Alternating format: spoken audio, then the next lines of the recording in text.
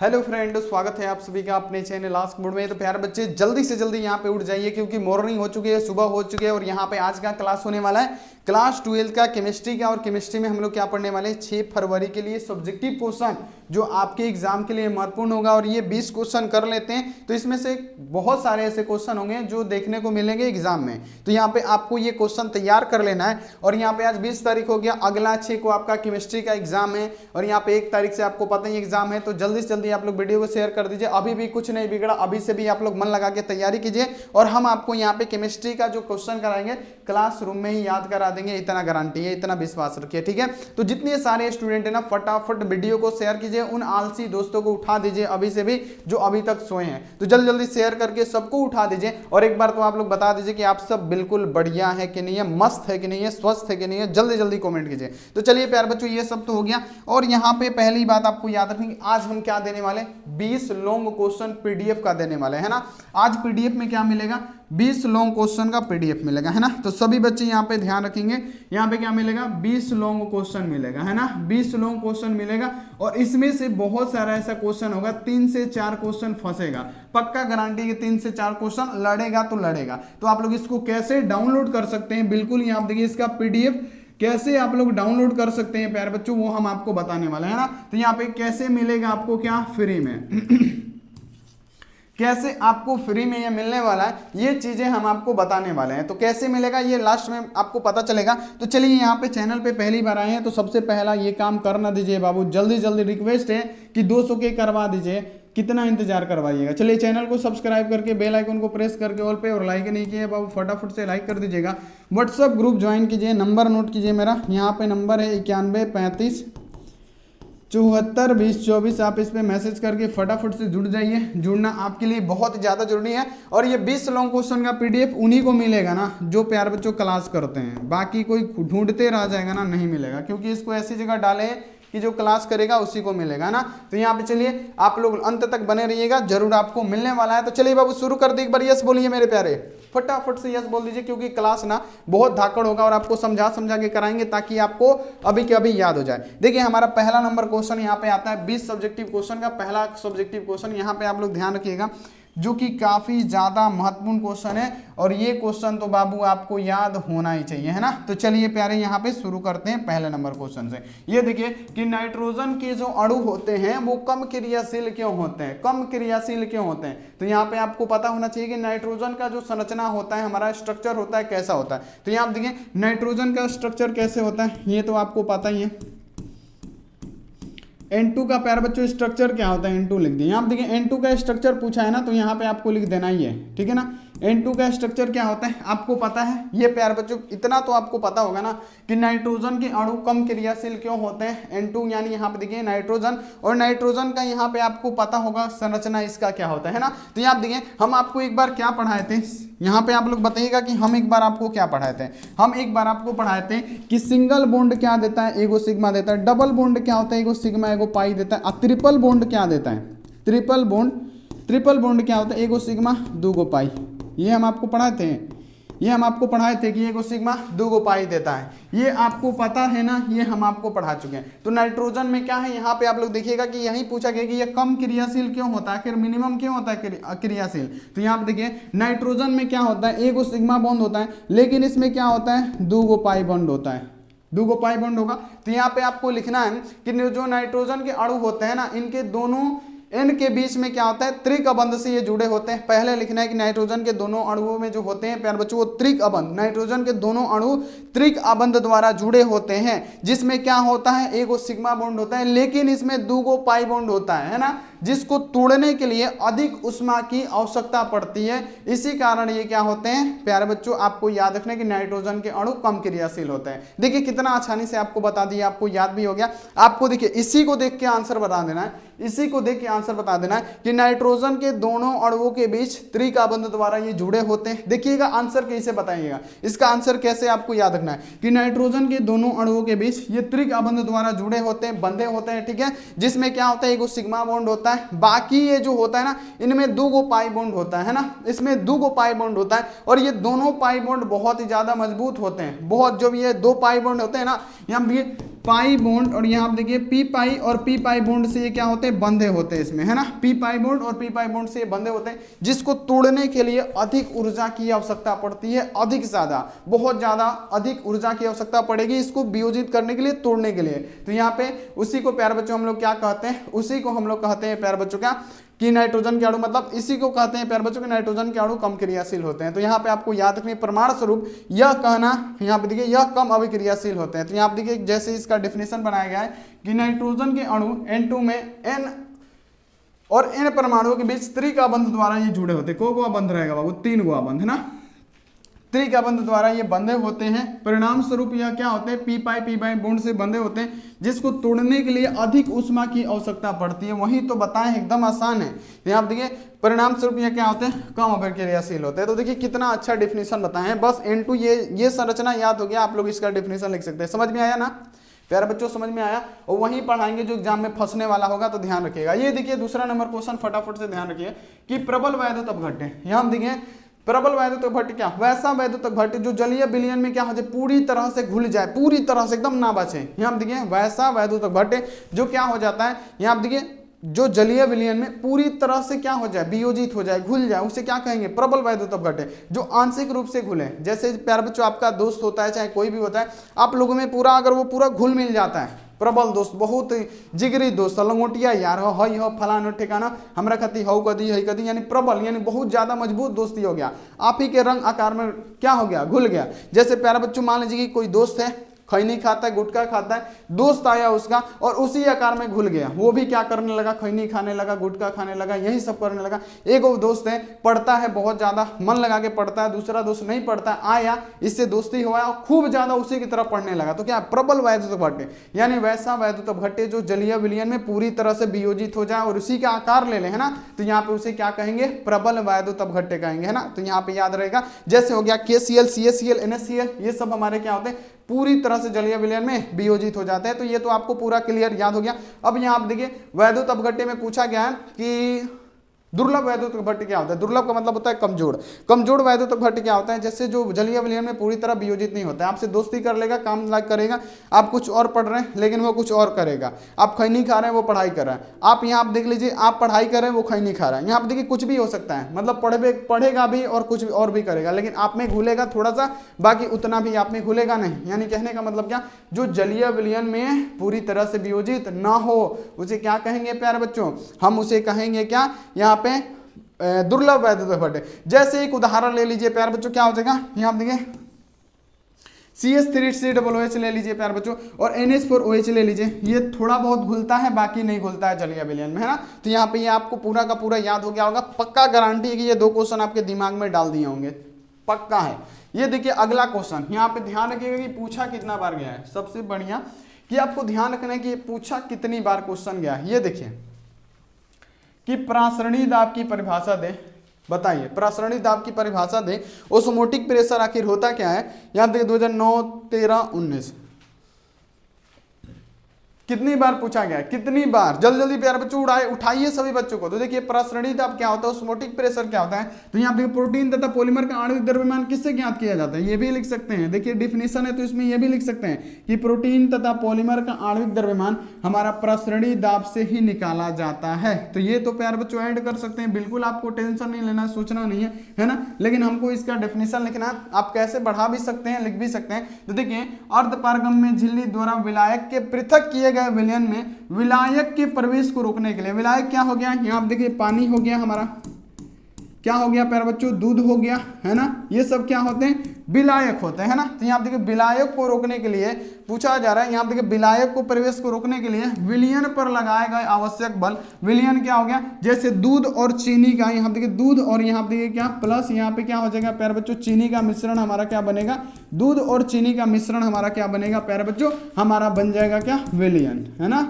तो यहाँ पे आपको याद रखना है, आपको समझा के जल्दी जल्दी यहाँ पे याद कराने की हम कोशिश कर रहे हैं। देखिए यहाँ आप देखिए आपको बता रहे हैं, आप लोग समझ लीजिएगा तो पूरा यहाँ पे गर्दा उड़ा दीजिएगा। देखिए कि अर्धपारगम्य झिल्ली द्वारा विलायक के पृथक किए गए विलयन में विलायक के प्रवेश को रोकने के लिए विलयन पर लगाए गए जो भी आवश्यक बल होंगे ना, विलयन पे जो भी लगाए गए आवश्यक बल होंगे किसको, तो विलायक को रोकने के लिए, विलयन पे लगाए गए आवश्यक बल किसके लिए, तो विलायक को रोकने के लिए। विलायक क्या हो जाएगा, दूध, चीनी, ये सब हो जाएगा ना। तो यहाँ पे याद रखना कि विलायक को रोकने के लिए यहाँ पे देखिए विलयन पे लगाए गए आवश्यक बल ही हमारा प्रासरणी दाब कहलाता है। देखिए समझे बाबू, कैसे बताएं आपको।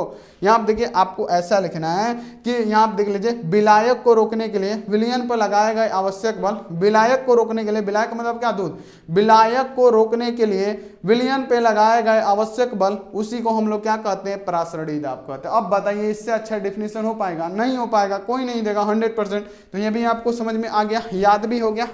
और यहाँ पे इसको बढ़ाना है तो आप लोग लिख सकते हैं कि परमाणुओं का यहाँ देखिए आणविक द्रव्यमान, प्रोटीन और पॉलीमर का आणविक द्रव्यमान, ये किसके द्वारा निकाला जाता है, तो प्यारे बच्चों ये प्रासरणी दाब के द्वारा ही निकाला जाता है। तो ये ऐड कर दीजिएगा, हम तो बोलेंगे ऐड कीजिए, लंबा चला जाएगा, मजा आएगा, है ना। चलिए अब चलिए अगला क्वेश्चन ये देखिए। चलिए बाबू अगला क्वेश्चन आइए और इसको गर्दा उड़ा दीजिए, जल्दी जल्दी उड़ाइए, क्योंकि क्वेश्चन तो है बाबू बहुत ज़्यादा खतरनाक, क्योंकि ये सब क्वेश्चन पूछे जाते हैं और ये वही क्वेश्चन कराएंगे जो आपके एग्जामों में आएगा। तो चलिए यहाँ पे ये सब तो पढ़ना जरूरी है।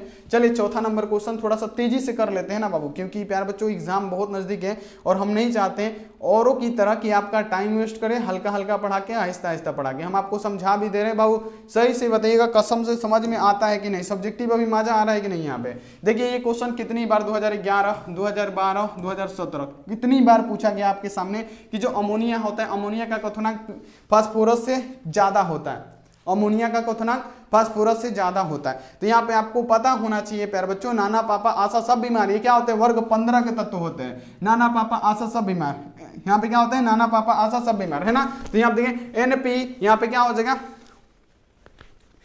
यहाँ पे देखिए NPASSB, है ना।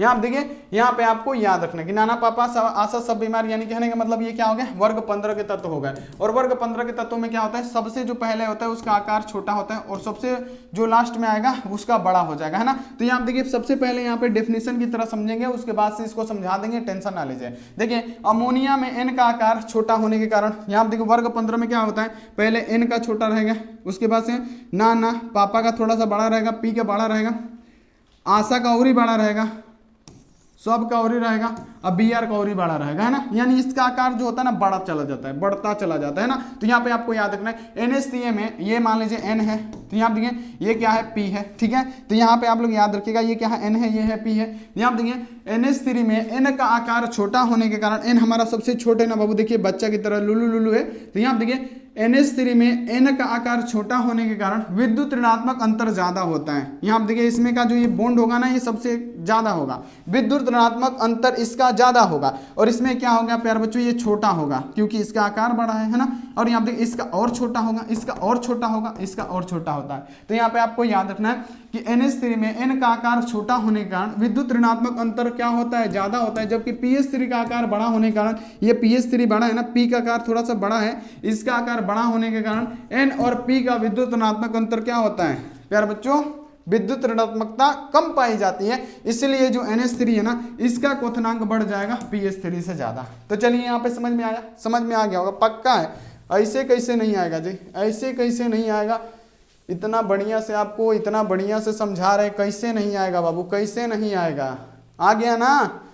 वर्ग 15 के तत्व आपको पता है ना, नाना पापा आशा सब बीमार। तो यहाँ देखिए सबसे छोटा नाना, उसके बाद से पापा, उसके बाद से आशा, उसके बाद से बीमार सबसे बड़का होता है। तो यहाँ देखिए आपको पता ही है कि इसका क्रम क्या होता है, बढ़ता चला जाता है, बढ़ता चला जाता है। तो इसमें क्या होता है, विद्युत ऋणात्मक अंतर ज्यादा होंगे, इसमें और कम होगा, इसमें और कम होगा, इसमें और कम होगा, इसमें और कम होगा, तो है ना, इसी कारण ये सब होता है। तो यहाँ पे अमोनिया का क्वथनांक क्या होगा प्यारे बच्चों, फास्फोरस से ज्यादा होगा। तो समझ में आ गया, समझ में आ गया। चलिए बहुत बढ़िया, अब चलते हैं अगला क्वेश्चन पे। और PDF वो ले लीजिएगा, आपके काम में आएगा 100%। ये देखिए पूछने वाला क्वेश्चन बाबू, ये कर लीजिएगा आज वाला ना, तो बाबू पक्का है ना, बहुत सारा क्वेश्चन लड़ जाएगा, ठीक है ना। तो यहाँ पे आपको इसको ध्यान रखना है। ये देखिए क्वेश्चन पे आइए और यहाँ पे देख लीजिए कितनी बार पूछा गया, 2009 में, 11 में, 17 में, 18 में, 9, 11, 17, 18। देख लीजिए क्वेश्चन है कि हेनरी के नियम की सीमाएं लिखें। हेनरी का नियम किसका, हेनरी का नियम का सीमाएं लिखें। तो देखिए हेनरी का नियम का सीमाएं क्या होते हैं, यह तनु विलयन में क्या होता है, लागू प्यारे बच्चों क्या होता है वीक सॉल्यूशन में प्यारे बच्चों क्या होता है, ये लागू होता है। यहाँ देखिए हेनरी के नियम की सीमाएं लिखें। पहला सीमा है, इधर क्या लिखना है बाबू, पहला सीमा क्या लिखना है, तो बाबू पहला सीमा आपको लिए लिखना है कि यह नियम तनु विलयन के लिए, विक सॉल्यूशन के लिए लागू होता है। यह गैस द्रव में अत्यधिक विलय होता है तो इस नियम का पूर्ण पालन नहीं होगा। देखिएगा क्वेश्चन को समझिएगा, तभी यहाँ पे आप लोग बल्ले बल्ले कीजिएगा और यहाँ पे आप लोग सही कर पाइएगा। देखिए क्वेश्चन आपके सामने ये रहा। पहले तो ये देखिए पूछा गया क्वेश्चन है, देखिए कि हेनरी के नियम की सीमाएं क्या है, यह विलयन विक सॉल्यूशन के लिए ही लागू होता है। और यहाँ पे देखिए अगला लिखिएगा कि गैस, यदि गैस द्रव में अत्यधिक विलय हो यानी क्या हो जाए, अत्यधिक घुलनशील हो तो इस नियम का पालन नहीं होगा। पहला यहाँ पे सीमा है कि यदि गैस द्रव में, अगर गैस द्रव में ज्यादा घुलता है, ज्यादा विलय होता है तो इस नियम का पालन नहीं होगा, है ना। अगला यहाँ पे आ जाइए, अगला क्वेश्चन है कि दाब निम्न और ताप इसमें उच्च होना चाहिए। जो दबाव होना चाहिए कम, ताप एकदम उच्च होना चाहिए, ठीक है। तो यहाँ पे आपको याद रखना कि तभी हेनरी के नियम के पालन होगा। इसकी यहाँ पे देखिए, और ये हेनरी का नियम काम करेगा। चौथा आपको सीमा हैदर लिखना है, सीमा लिखना है कि गैस और विलायक के साथ क्रिया करके कोई यौगिक नहीं बनाना चाहिए। तो यहाँ पे क्या, गैस और विलायक से क्रिया करके कोई यौगिक का निर्माण नहीं करना चाहिए। बाबू याद है, चलिए फटाफट से अगला क्वेश्चन, नेक्स्ट क्वेश्चन, अगला क्वेश्चन आ जाइए। ये देखिए कि यहाँ देखिए इलेक्ट्रोड और इलेक्ट्रोड विभव क्या है, 2018 का क्वेश्चन है। बाबू पढ़ लीजिए, जो पढ़ा रहे आंख बंद करके पढ़िए, विश्वास है तो आंख बंद करके पढ़िए। चलिए फटाफट से पढ़ लीजिए। यहाँ देखिए क्या है, इलेक्ट्रोड और इलेक्ट्रोड विभव क्या है। पहले समझिएगा ये क्या है, इलेक्ट्रोड है, और यहाँ पे क्या है, इलेक्ट्रोड विभव यहाँ पे क्या है, यहाँ पे है। इलेक्ट्रोड उधर लिखा गया है लेकिन इलेक्ट्रोड विभव यहाँ पे है, ठीक है ना। तो देखिए इलेक्ट्रोड क्या होता है, तो इलेक्ट्रोड एक चालक होता है, एक कंडक्टर होता है जिससे विद्युत धारा बहती है, उसे इलेक्ट्रोड कहते हैं। यहाँ देखिए इलेक्ट्रोड किससे, जिससे एक मतलब इलेक्ट्रोड एक प्रकार का कंडक्टर होता है जिससे विद्युत धारा का प्रवाह होता है, हमारा क्या कहलाता है, इलेक्ट्रोड कहलाता है, ठीक है। यहाँ तक आपको समझ में आ गया। इलेक्ट्रोड विभव क्या होता है, जब किसी धातु के छड़ को उसी धातु के लवण के विलयन में डुबाया जाता है। तो यहाँ देखिए H2 को किसके साथ, यहाँ देखिए H2 को क्या, किसके साथ, तो H2SO4 के लवण, H2SO4 के विलयन में क्या कर दिया जाए।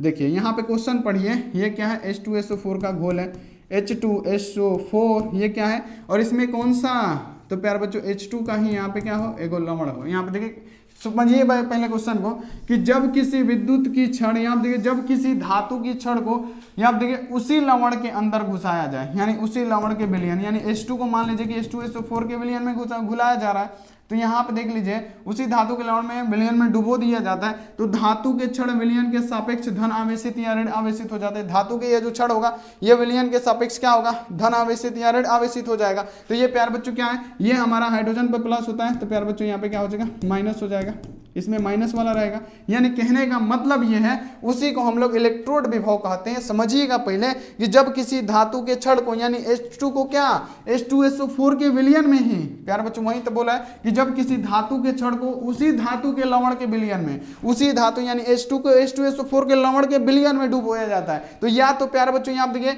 या तो ये विलयन का जो छड़ होगा धन आवेशित होगा या ऋण आवेशित होगा। यहाँ पे ये नहीं बोला है कि H2 का H2SO4 के साथ करना है, कि यहाँ पे किसका किसके साथ करना है, इसमें नहीं दिया। या तो ये धन आवेशित होगा या तो ये ऋण आवेशित होगा। तो यहाँ पे वही चीजें हमारी क्या कहलाती है प्यार बच्चों, तो यहाँ पे आपको याद रखना है कि यही चीजें हमारी इलेक्ट्रोड विभव कहलाती है। तो प्यारे लाल जल्दी जल्दी यहाँ पे बता दीजिए कि समझ में आया कि नहीं आया। अब ऐसे यहाँ पे आपको सब्जेक्टिव कोई नहीं बताने वाला, इतना ध्यान रखिएगा, इतना ध्यान रखिएगा, ऐसे आपको कोई नहीं बताने वाला। और इतना इंपॉर्टेंट जो कि बार बार आपके एग्जामों में आता हो और अंतिम समय में, तो प्यारे लाल ऐसा तो आपको कोई नहीं बताने वाला। ये देखिए क्वेश्चन पढ़िए, यहाँ पे क्वेश्चन है कि मानक इलेक्ट्रोड विभव क्या होता है। देखिए यहाँ पे 2014 का और 2016 में पूछा गया, और भी पूछा गया, हम यहाँ पे मेंशन नहीं किया है, लेकिन ये क्वेश्चन आता है, मानक इलेक्ट्रोड विभव क्या है।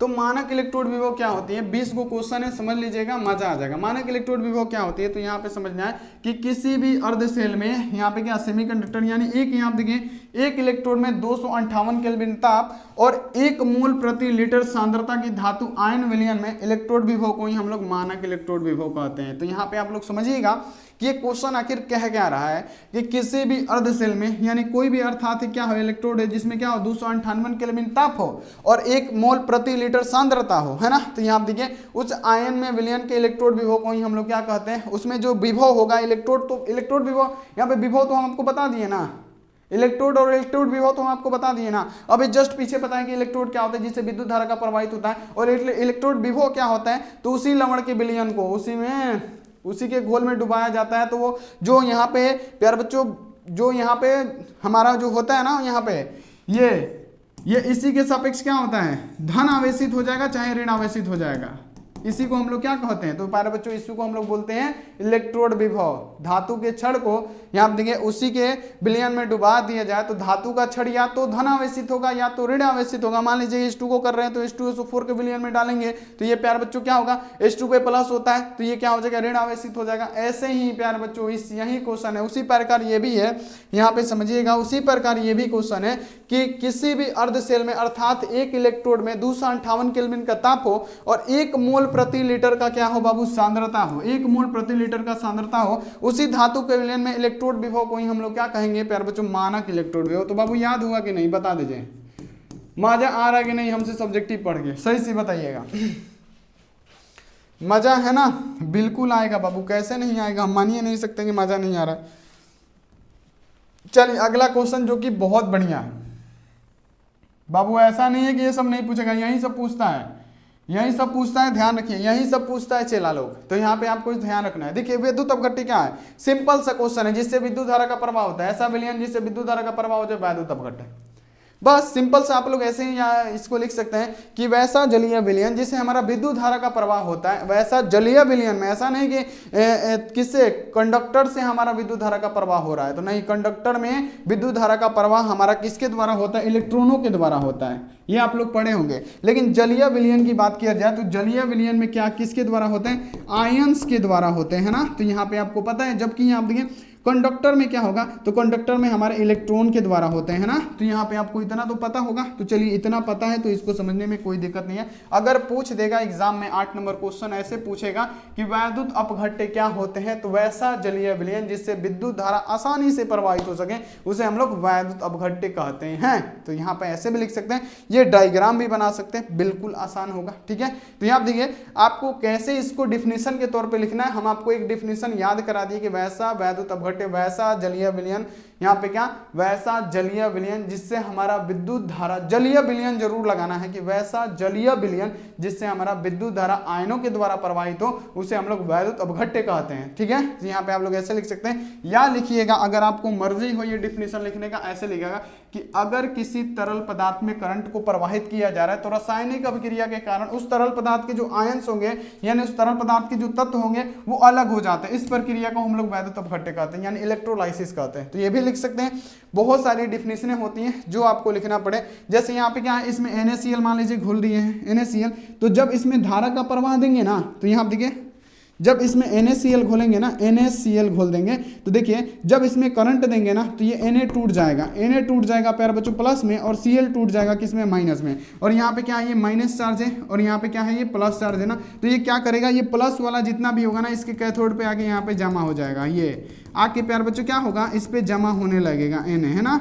और यहाँ पे देखिए, और यहाँ पे जो Cl है, क्लोरीन है, ये प्यारे बच्चों क्या करेगा, ये एनोड पे जाके होके जमा होने लगेगा, इसी को तो बोलते हैं प्यारे बच्चों। तो यहाँ पे आप लोग याद रखिएगा, जब लेकिन धारा का प्रवाह देना पड़ेगा तब, जब विद्युत धारा दीजिएगा तब। तो यहाँ तक आपको क्लियर, पूरा क्लियर, ऐसा तो हो ही नहीं सकता कि समझ में ना आया हो। चलिए अगला क्वेश्चन की हाइड्रोजन परिवार के सदस्य का नाम लिखे। देखिए पहले कितनी बार पूछा गया क्वेश्चन है, पहले ये ध्यान दीजिए ना, पहले ही ध्यान दीजिए, कितना बार चिल्ला के तो ये बता चुके हैं। और हम चाहते हैं कि ये क्वेश्चन आ जाए एग्जाम में, कि मेरा बच्चा लोग फटाफट से उड़ा दे इस क्वेश्चन को। हम चाहते हैं कि आ जाए, हम चाहते हैं चेला लोग आ जाएं। देखिए क्वेश्चन आपके सामने ये रहा।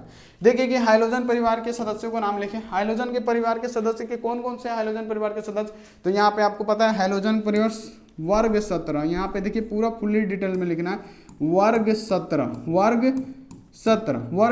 को हम लोग क्या बोलते हैं, हाइड्रोजन। और उसको किससे सूचित करते हैं, X से। और ये क्या होते हैं प्यारे बच्चों, फ्लोरीन, यहाँ पे आपको पता है क्लोरीन, उसके बाद से क्या होता है ब्रोमीन, उसके बाद से क्या होता है आयोडीन। अब इतना से आपका नहीं हो रहा है, सोच रहे हैं कि हाँ मेरा इतना लिखेंगे नंबर मिलेगा, नहीं मिलेगा, जरूर मिलेगा। अगर बढ़ाना चाहते हैं तो आप लोग इसी में लिखिएगा, क्या इसी में आप लोग ऐसे लिखिएगा कि जो यहाँ पे आपको इसी में ऐसे लिखना है कि आप देखिए हाइड्रोजन ग्रुप के सबसे प्रथम सदस्य को प्रबल ऑक्सीकारक पदार्थ कहते हैं और सबसे अंतिम को प्रबल अकारक कहते हैं, है ना। तो यहाँ पे आपको लिख देना है। तो ये भी आपको लिख दीजिएगा तो समझेगा एग्जामिनर कि हाँ ये जरूर आज बोर्ड से पढ़ के आया है, इसको नंबर तो देना ही पड़ेगा, है ना। तो यहाँ पे आप लोग इसको जरूर कीजिएगा। अब देखिए ये क्वेश्चन बार बार आपके एग्जामों में आता है, ये बार बार एग्जामों में आता है और यहाँ पे आपको इसको पढ़ा के रहेंगे, बार बार आता है, याद करा के रहेंगे। अभी के अभी प्यारे बच्चों हमारे पास बोलते हैं ना सर जी समझाते नहीं है बाबू, अब कैसे समझाता है कोई बताओ तो, समझ में आता है ना। चलिए ये देखिए क्वेश्चन है, यहाँ आप देखिए वही जो है जो लल्लू पल्लू जो बोलते हैं नहीं समझाते हैं सर। ये देखिए क्वेश्चन आपके सामने ये रहा कि H2O जो होता है, जो जल के अणु होते हैं वो जल में घुलनशील होते हैं। H2O जो होते हैं वो जल में घुलनशील है, जबकि H2S होता है प्यारे बच्चों क्या होता है, वो क्या होता है, गैसीय अवस्था में होता है। H2O जलीय अवस्था में, जबकि H2S गैसीय अवस्था में क्यों होता है? सिंपल सा आंसर कि H2O में हाइड्रोजन बॉन्ड पाया जाता है जो एक दूसरे को बांध के रखते हैं, जो एक दूसरे को आकर्षित करके रखता है ना। तो यहाँ पे आपको याद रखना है ना, यहाँ पे आपको इसको बाबू हमेशा याद रखना है। तो आप लोग इसको याद रखिएगा कि इसमें क्या होता है, हाइड्रोजन बॉन्ड होता है ना। तो यहाँ पे आप लोग इसको याद रखिएगा। यहाँ पे आप लोग इसको देखिए, इसकी कई प्रकार से आप लोग संरचना बना सकते हैं, बहुत ज़्यादा संरचना है। तो यहाँ पे आप लोग किसी भी प्रकार से इसका संरचना बना सकते हैं। यहाँ पे आप लोग ऐसे भी बना सकते हैं और यहाँ पे आप लोग ऐसे भी बना सकते हैं प्यारे बच्चों, बहुत सारी संरचना बना सकते हैं यहाँ पे। बिल्कुल यहाँ पे देखिए, तो आपको बिल्कुल टेंशन नहीं लेना है। यहाँ पे एक ऐसे भी बन जाएगा ना, यहाँ पे देखिए, और यहाँ पे भी ऐसे। तो यहाँ पे देखिए क्या करेगा, एक दूसरे को आकर्षित करेगा, ये दूसरे को आकर्षित करेगा, ये एक दूसरे को क्या करते हैं, बांध के रखते हैं ना। ये जब बांध के रखेंगे ना तो ये क्या होगा बाबू, हमारा जलीय अवस्था में ही होगा, पक्का है कि जलीय अवस्था में होगा। तो यहाँ पे देखिए क्वेश्चन है कि H2O तरल है जबकि यहाँ पे देखिए H2S गैस क्यों। तो यहाँ पे आपको लिखना है कि जो H2S होता है उनके बीच कोई हाइड्रोजन बंधन नहीं पाया जाता है। जो यहाँ देखिए H2S होता है, यहाँ देखिए उसमें क्या होता है, कोई हाइड्रोजन बॉन्ड नहीं पाया जाता है। इसीलिए क्या होता है, कमरे के तापमान पे क्या होता है, ये जलीय अवस्था में नहीं होता है, गैसीय अवस्था में होता है ना। जबकि हमारा जो H2O होता है ना, यानी जो हमारा H2O होता है, इनके अणुओं के बीच हाइड्रोजन बॉन्ड पाया जाता है, जिसकी उपस्थिति के कारण इसमें क्या होता है, आकर्षण बल अधिक होता है। हम आपको डायग्राम में बताएं, जिसमें क्या होता है, आकर्षण बल अधिक होता है, जो एक दूसरे को खींच के क्या करते हैं, रखते हैं। इसी कारण वो क्या होता है, जलीय अवस्था में होता है, तरल अवस्था में होता है। तो यहाँ पे आपको याद रखना है कि यहाँ पे आपको ये भी लिख देना है कि जो H2O होता है ना, सबसे कम वाष्पशील होता है। क्यों? क्योंकि इसमें हाइड्रोजन बॉन्ड पाया जाता है। जबकि H2S यहाँ पे क्या होता है, इसका क्वथनांक सबसे ज्यादा प्यारे बच्चों क्या होता है, कम होता है ना, कम होता है ना क्वथनांक H2S का। तो आपको लिख देना है, ठीक। तो यहाँ पे आप लोग इसको भी लिख दीजिएगा बाबू। 10 गो क्वेश्चन हो गया और 27 मिनट हो गया। थोड़ा सा तेजी बढ़ाएंगे बाबू, थोड़ा सा तेजी बढ़ाएंगे क्योंकि टाइम आपके पास भी कम है। ये देखिए छोटा मोटा क्वेश्चन है लेकिन बाबू बहुत मोटा है, छोटा है लेकिन एग्जाम के लिए बहुत मोटा क्वेश्चन है, क्योंकि बार बार आने वाला क्वेश्चन है 2019। देखिए छोटा है लेकिन मोटा है, बहुत पूछता है क्वेश्चन। ये देखिए 2019 और यहाँ देखिए 23। तो यहाँ देखिए ए में, सी में और 2023 में जबकि पूछा गया क्वेश्चन है क्या है, बिंदु दोष क्या है। बिंदु दोष क्या है, पॉइंट यहाँ पे देखो एक दोष क्या है। तो देखिए किसी क्रिस्टल में जालक बिंदु से अवयवी कणों के विस्थापन से उत्पन्न दोष को हम लोग बिंदु दोष कहते हैं। तो यहाँ पे आपको याद रखना है कि किसी भी क्रिस्टल में जालक बिंदु से अवयवी कण के विस्थापन में जो उत्पन्न दोष होता है ना, उसे ही हम लोग बिंदु दोष कहते हैं। तो एकदम आसान क्वेश्चन है, इसको आप लोग लिख दीजिएगा। चलिए अगला क्वेश्चन आ जाइए कि स्कंदन किसे कहते हैं। बाबू बहुत तगड़ा क्वेश्चन आ जाइए, स्कंदन किसे कहते हैं, बहुत तगड़ा क्वेश्चन। ऐसे ही क्वेश्चन का इंतजार था जो आपको एग्जाम में गर्दा उड़ाने के लिए रेडी रहे। स्कंदन किसे कहते हैं, तो किसी भी कोलाइडी विलयन का अवक्षेप में परिवर्तन होने की क्रिया को ही स्कंदन कहते हैं। बहुत आसान क्वेश्चन है। यहाँ पे आपको लिखना है कि स्कंदन किसे कहते हैं, तो किसी भी कोलाइडी विलयन, देखिए इसीलिए लिखने में थोड़ा सा दिक्कत होता है, इधर उधर पकड़ लेता है। जैसे ये हाथ टच करेगा ना, इधर ऐसे ऐसे देखिए लिख दिया ना, ऐसे ही होता है, हल्का सा थोड़ा सा भी टच करता है लिख देता है। यहाँ पे देखिए क्वेश्चन है कि स्कंदन किसे कहते हैं, तो किसी भी कोलाइडी विलयन का अवक्षेप में परिवर्तन की प्रक्रिया को ही हम लोग क्या कहते हैं, स्कंदन कहते हैं ना। तो यहाँ पे आपको याद कर लेना है स्कंदन किसे कहते हैं। अगर कोलाइडी कण अवक्षेपित हो रहा है, आप लोगों ने पढ़ा होगा कि अगर कोलाइडी कण अवक्षेपित हो रहा है उसे क्या कहेंगे, स्कंदन कहेंगे। तो वही तो है, किसी कोलाइडी विलयन का अवक्षेप में परिवर्तन होना ही हमारा क्या कहलाता है। तो यहाँ पे आपको याद रखना है कि स्कंदन कहलाता है। तो स्कंदन आपको पूरा समझ में आ गया होगा। अब देखिए यहाँ पे, अब तो आपको कुछ ना कुछ और लिखना पड़ेगा। यहाँ पे देखिए इस विधि में, यहाँ पे देखिएगा सभी बच्चे ध्यान दीजिएगा, यहाँ पे लिखना है कि इस विधि में, पेन चेंज करने दीजिए।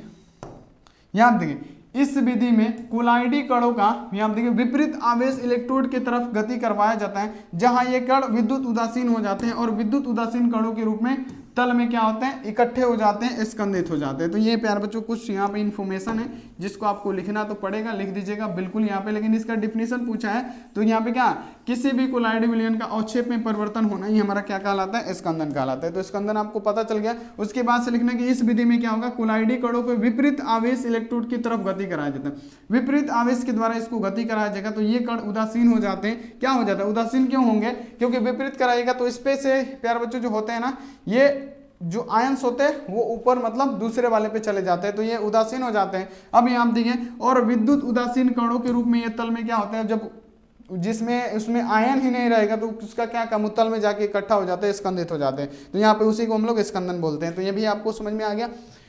अब चलिए मेरे प्यारे, सबसे मोस्ट पावरफुल क्वेश्चन और सबसे ज्यादा इस सेशन का इंपॉर्टेंट क्वेश्चन, जो कि आपको किसी भी हाल में हम याद करवा के रहेंगे, किसी भी हाल में इसको याद करके जाइएगा एग्जाम में।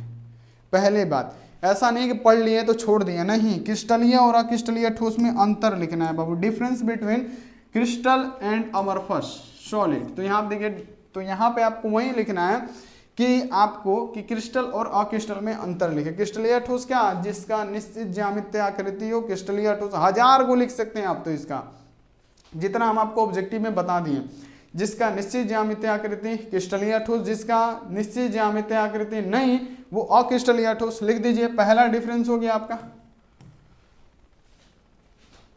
पहला डिफरेंस हो गया, जिसका निश्चित ज्यामितीय आकृति क्रिस्टलीय, जिसका निश्चित ज्यामितीय आकृति नहीं अक्रिस्टलीय। दूसरा लिखिए यहाँ पे कि इसमें बराबर भागों में बांटा जा सकता है, किसको, क्रिस्टलीय ठोस को, इसको बराबर भागों में बांट सकते हैं, इसको अक्रिस्टलीय ठोस को बराबर भागों में नहीं बांट सकते हैं। क्रिस्टलीय ठोस हमारा विषम दैशिक होता है, जो विभिन्न दिशाओं में विभिन्न गुण होता है, जबकि हमारा अक्रिस्टलीय ठोस समदैशिक होता है और विभिन्न दिशाओं में समान गुण होता है। तो ये भी एक यहाँ पे क्या है बाबू, डिफरेंस है, जो कि यहाँ पे है। अब यहाँ आप देखिए, अब यहाँ पे आपको लिख देना है कि इसका द्रव्यमान निश्चित होता है, किसका, क्रिस्टलीय ठोस का द्रव्यमान निश्चित होता है, जबकि अक्रिस्टलीय ठोस का द्रव्यमान अनिश्चित होता है ना। तो यहाँ पे आपको ये भी लिख देना। अगला लिखना है कि यह दीर्घपरासी होता है, यह दीर्घपरासी होता है, जबकि ये क्या होते हैं, लघु परासी के होते हैं। दीर्घपरासी का कहने का मतलब क्या, इसमें पेयर जो होगा ना ए बी, यहाँ पे देखिए इसका जो पेयर होगा ना ए बी वाला बहुत लंबा चलेगा। ये लघु परासी का क्या, यहाँ पे देखिए ए बी आया, फिर ए आया, मान लीजिए फिर बी आया, फिर यहाँ पे बी आ जाएगा, फिर ए जाएगा, फिर यहाँ पे ए आ जाएगा, कितना देर लंबा चला यहाँ तक, फिर यहाँ पे देखिए फिर गड़बड़ा गया। यानी इसका जो होगा लघु तरह परासी के होते हैं, इनके पेयर नहीं बनते हैं। तो ये भी आपको समझ में आ गया होगा। लेकिन इसके पेयर यहाँ देखिए बहुत दूरी तक बनते चले जाते हैं, ए बी, यानी इसके पेयर लंबे बनते हैं। तो यहाँ पे आपको ये भी क्वेश्चन पूरा का पूरा याद हो जाना चाहिए, क्योंकि जल्दी कराना है। क्योंकि प्यारे बच्चों एग्जाम है ना, आपका टाइम कहाँ है, हम तो ऐसे ही चाहते कि आपका टाइम वेस्ट ना हो। नहीं तो हम प्यारे बच्चों यही नहीं करते हैं, समझाते रहते हैं आहिस्ता आहिस्ता। आपको लगता ही होगा कि हम बोलते हैं दुगुना स्पीड में, और कहीं पढ़ते होंगे ना तो उसमें क्या होगा, ऐसे बोलेंगे कि अक्रिस्टलीय ठोस अमरफस सॉलिड को कहते हैं, जिसका निश्चित ज्यामितीय आकृति नहीं होता है। तो ऐसे प्यारे बच्चों ने हम खुद दुगुना स्पीड में बोलते हैं कि आपको स्पीड में कमी ना हो, है ना। तो यहाँ देखिए फटाफट से हम यहाँ पे फटाफट कराते हैं ताकि आपको समझ में भी आ जाए, टाइम भी वेस्ट ना हो, और डेली आप क्लास भी कर पाए और अपना सेल्फ स्टडी भी कर पाए। ये देखिए 14 नंबर की कॉपर के 2 अयस्कों के नाम लिखे, इंपॉर्टेंट है, इस बार के लिए पूछा जा सकता है मेरे प्यारे। और पीडीएफ भी मिलेगा ना, आप लोग कहाँ टेंशन ले रहे हैं, पीडीएफ भी फ्री है। और हम यहाँ पे क्या 20 लॉन्ग क्वेश्चन है ना, तो यहाँ पे आपको रुकना पड़ेगा, मिलेगा 20 लॉन्ग क्वेश्चन। ये देखिए कि कॉपर के 2 प्रमुख अयस्कों के नाम लिखे। पहला क्या है, क्यूपराइट, इसका सूत्र लिख दीजिएगा Cu2O, है ना। अब यहाँ पे दूसरा copper pyrite, CuFeS2 copper pyrite. तो यहाँ पे देखिए कॉपर के 2 अयस्कों के नाम आपसे अगर पूछे, ये पूछा गया क्वेश्चन है, तो पहला लिखना है कॉपर पाइराइट Cu2O, और दूसरा लिखना है कॉपर, यहाँ देखिए क्यूपराइट Cu2O, और कॉपर पाइराइट CuFeS2, है ना। तो ये प्यारे बच्चों बहुत ही लाला क्वेश्चन है, इसको याद रखिएगा, बहुत इंपॉर्टेंट है क्वेश्चन है। अब देखिए अमोनिया अच्छा लिगेंड क्यों है, देखिएगा ये पूछ सकता है, अमोनिया अच्छा लिगेंड क्यों है। तो आप तो रटे होंगे कि अमोनिया के पास एक निर्जल जोड़ी होता है इलेक्ट्रॉन का, लेकिन आप हमारे पास पढ़े होंगे तो अमोनिया NH3 है। तो यहाँ पे अमोनिया क्या होता है, अमोनिया का संरचना पहले देख लीजिए। अमोनिया अच्छा लिगेंड क्यों होता है, हम आपको बता रहे हैं।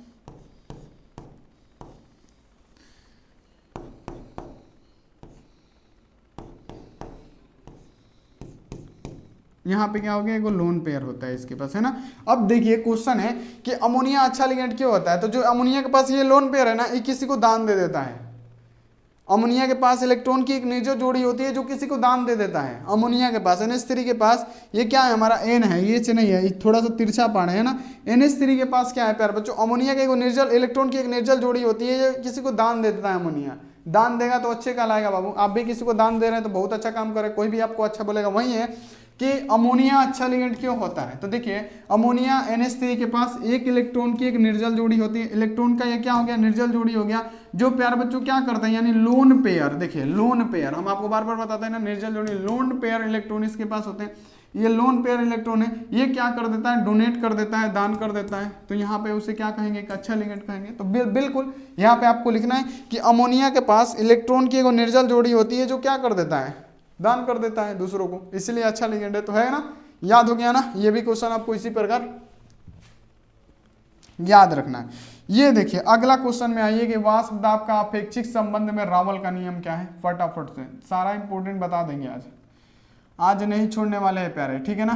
तो यहाँ पे बने रहिए, आज छोड़ेंगे नहीं, आज पूरा का पूरा पढ़ा के बताएंगे और यहाँ पे आपको समझा के बताएंगे। ये देखिए 16 नंबर क्वेश्चन आपके सामने ये रहा, पढ़िए यहाँ पे 16 नंबर पे कि वाष्प दाब का अपेक्षिक अवनमन के संबंध में रावल का नियम क्या है। रावल का नियम लिखना है, सिर्फ 2 नंबर का क्वेश्चन है, इससे ज्यादा मत लिखिएगा।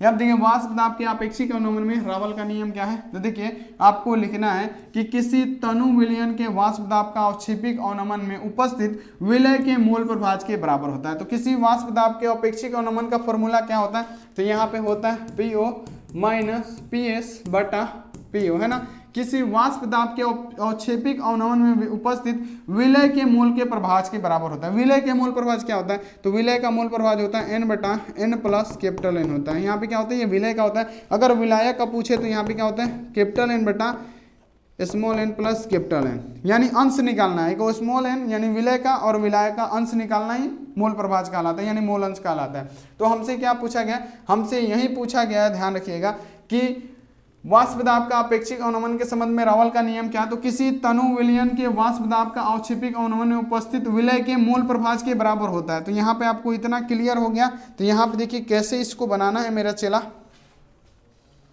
चले यहाँ पे क्या होता है, यहाँ पे फिर से बताते हैं।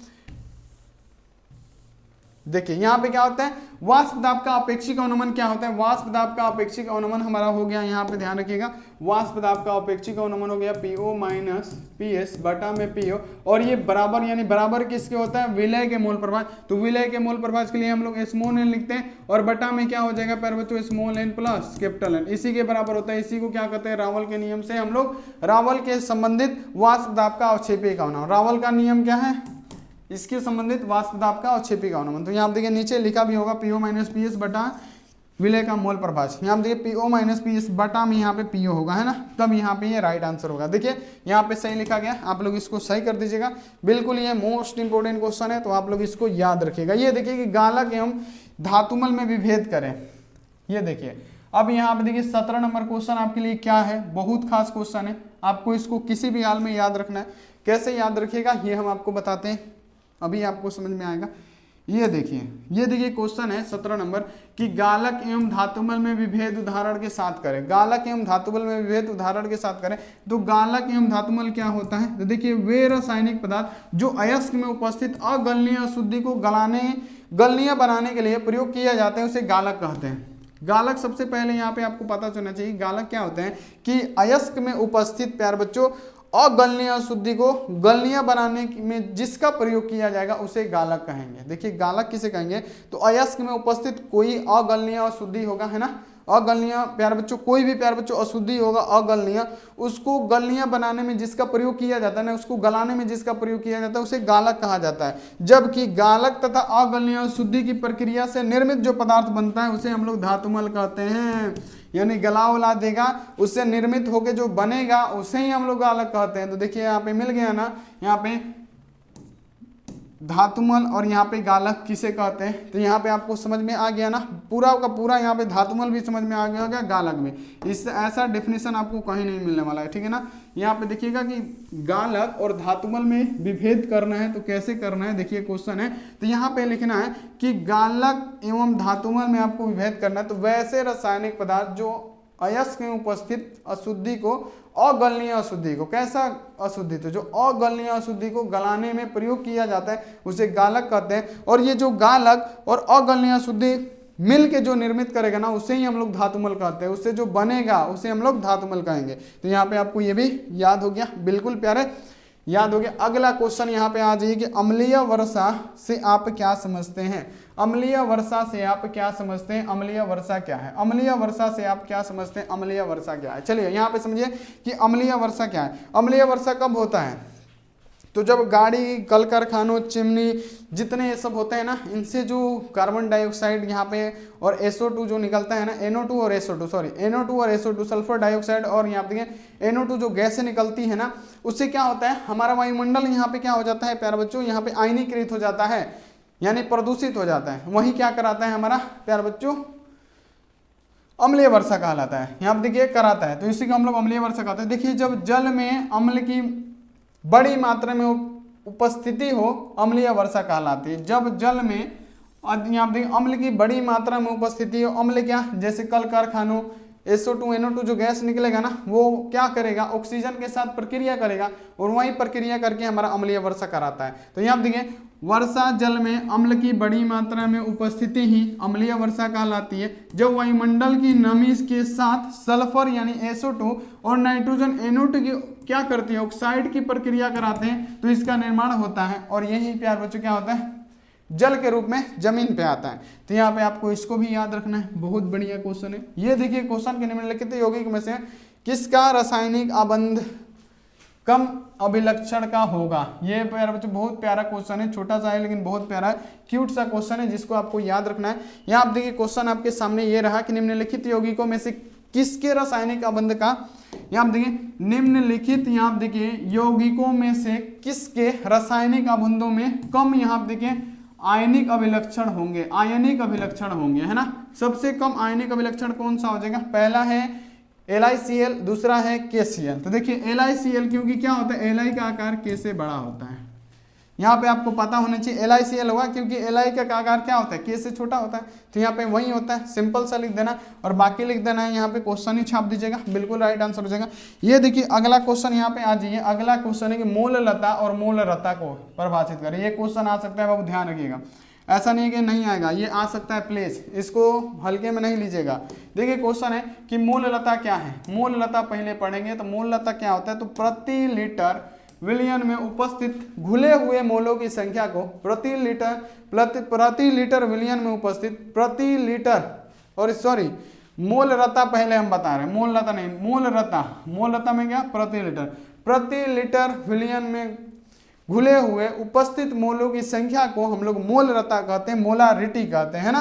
तो यहाँ पे आपको लिखना है कि प्रति लीटर विलयन में घुले हुए मोलों की संख्या को हम लोग मोलरता कहते हैं। तो ये क्या होता है, मोलारिटी क्या होता है, यानी मोलरता का होता है। मोलारिटी बराबर क्या होता है, विलय का मोल बटा विलयन का आयतन, वो भी किस में, लीटर में। जबकि मोलरता में क्या होगा प्यारे बच्चों, द्रव्यमान वो भी केजी में, क्योंकि उसमें 1 kg विलयन में घुले हुए विलय की 1 kg विलयन में घुले हुए विलय की मात्रा के मोलों के अंश को हम लोग क्या कहते हैं प्यारे बच्चों, मूललता कहते हैं। तो यहाँ पे आपको याद रखना है M= क्या होता है, N/V, ये आपको लिखना पड़ेगा 100%। तो यहाँ पे आप लोग लिख दीजिएगा और साथ में लिखिएगा कि इसका ऐसा ही मात्रक मोल प्रति लीटर होता है, इतना आप लोग लिख दीजिएगा। मूललता किसे कहते हैं, तो प्रति लीटर विलयन में घुले हुए विलायक के मोलों की संख्या को, प्रति लीटर विलयन में घुले हुए विलायक की मोलों की संख्या को प्रति केजी मूललता है ना, हम कैसे भूल जा रहे हैं। यहाँ देखिए मूललता है तो प्रति केजी विलायक में घुले हुए मोलों की संख्या को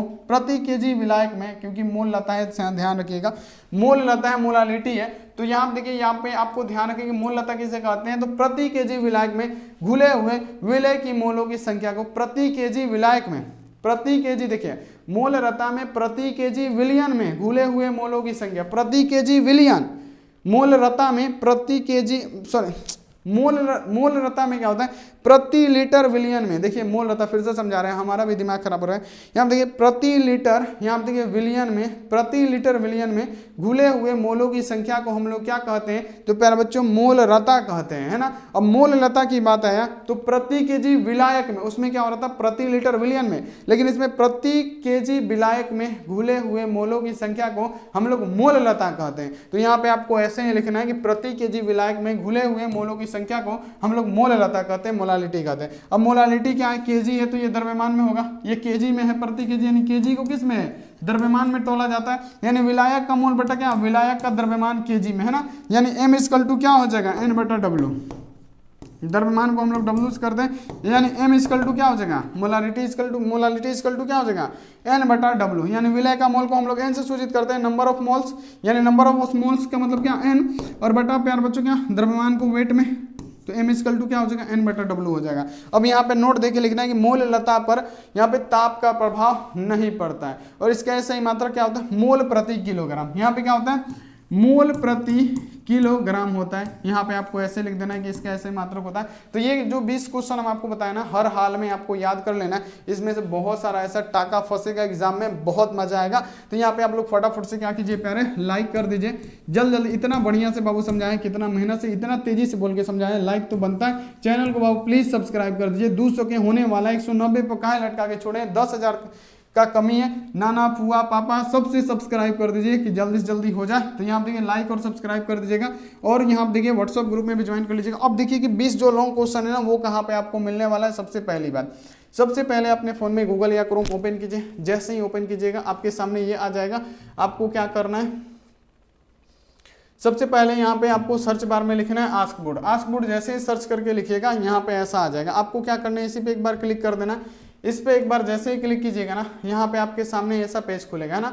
तो जैसे ही आप इस पे एक बार क्लिक कीजिएगा, यहाँ आप देखिए सामने तो पहले आपको टेस्ट दिखेगा, और यहाँ पे देखिए आपको पैसा वाला कुछ दिखेगा कि बच्चों को लोन मिल रहा है, बच्चों को लोन, उसी के अंदर है लोन वाला जो पोस्ट ना, कि जो लोन है उसी के अंदर में मिलेगा आपको, ठीक है ना। वो आपको व्हाट्सएप ग्रुप में लिंक जाएगा, जिसको दबा के आपको 20 क्वेश्चन डाउनलोड कर लेना। बाकी ऑनलाइन टेस्ट फिजिक्स का यहाँ आप देखिए वायरल क्वेश्चन जो है आप लोग आके डाउनलोड कर लीजिए। तो चलिए प्यारे, मिलते हैं ऐसी अगली क्लास में। और बहुत सारा पीडीएफ है, इसमें पीडीएफ डाउनलोड कीजिएगा ना, वो बहुत सारा पीडीएफ नहीं डाले हैं, और कितना पीडीएफ डाल के हम बताते भी नहीं है, भूल जाते हैं। तो आके आप लोग जरूर डाउनलोड कीजिएगा।